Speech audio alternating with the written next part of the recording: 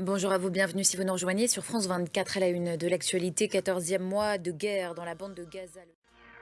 On commence ce journal par cette nouvelle attaque israélienne sur l'un des derniers hôpitaux de Gaza, l'hôpital Kamal Adwan, situé dans le nord du territoire. Il est désormais hors service. Selon l'OMS, l'armée israélienne, de son côté, évoque la présence de combattants du Hamas dans le secteur et Tanadji. Les civils à Gaza qui sont désormais confrontés au froid, il y a des températures qui ont chuté, ce qui rend encore plus difficile le quotidien des populations. La plupart vivent dans des tentes. Depuis le début du conflit, 3 nourrissons sont morts en 48 heures selon le responsable d'un hôpital.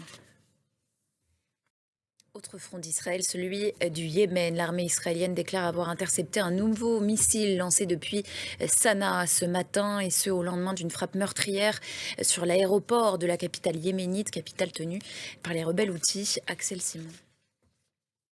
En Géorgie maintenant, J-1 avant une investiture sous haute tension ce dimanche. Mikhail Kavelashvili, soutenu par le parti Rêve géorgien pro-russe au pouvoir, doit prêter serment. C'est un pays décrit par des ONG comme la plus grande prison du monde pour les journalistes. L'Iran, où une reporter italienne a été arrêtée. Cecilia Sala, c'est son nom. Elle a 29 ans et cela fait 10 jours maintenant qu'elle est à l'isolement dans la prison d'Evin à Téhéran, selon son employeur, Natalia Odisharia. Dans l'actualité en France, opération rattrapage sur Mayotte pour le gouvernement Bayrou. Le Premier ministre doit se rendre dans l'archipel ce dimanche.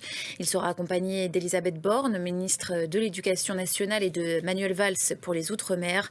Alors que sur place, le défi de la reconstruction s'annonce immense, notamment celui de la sécurité. Regardez. Elle a réussi à voler près du Soleil sans se brûler les ailes. La sonde Parker de la NASA, elle a survécu à son plongeon dans la couronne solaire. C'était le soir de Noël et c'est la première fois qu'un objet fabriqué par les humains réussit à s'être approché à ce point de cet astre brûlant résistant à des températures allant jusqu'à 982 degrés. Un exploit pour cette sonde désormais qualifiée d'Icare des temps modernes.